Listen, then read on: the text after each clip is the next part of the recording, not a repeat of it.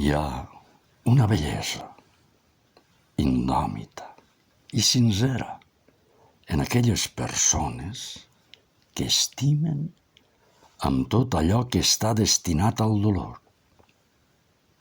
Ho pensa així, perquè només algú molt fort o molt suïcida seria capaç d'agafar una rosa plena d'espines amb la mà nua.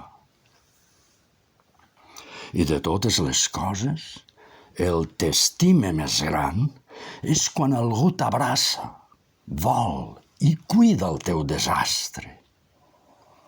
Totes les vegades que falles, totes les altres que eres foscor, fins i tot aquelles on el món sembla massa gran i et fa més xicotet, a la teua mesura, a la teua mida.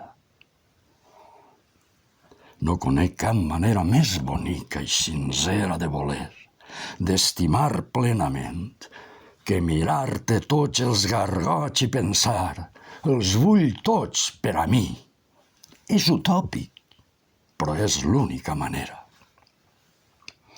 No et buides per algú que quan vas estimar el seu desastre no va saber estimar el teu.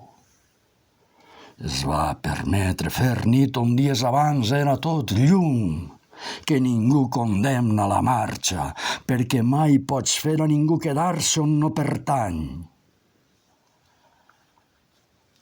Allò que fa mal a dins, allò que deixa empremta, allò que mai no s'oblida, és quan puges al penya-segat i et deixen marxar la mà.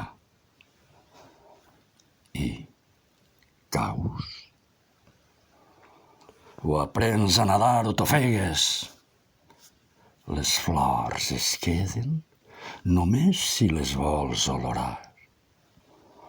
I la nit és per a fer l'amor, follar o beure vi llegint versos maleïts i no per encomanar-se a dolors insuportables, incessants i imperdonables.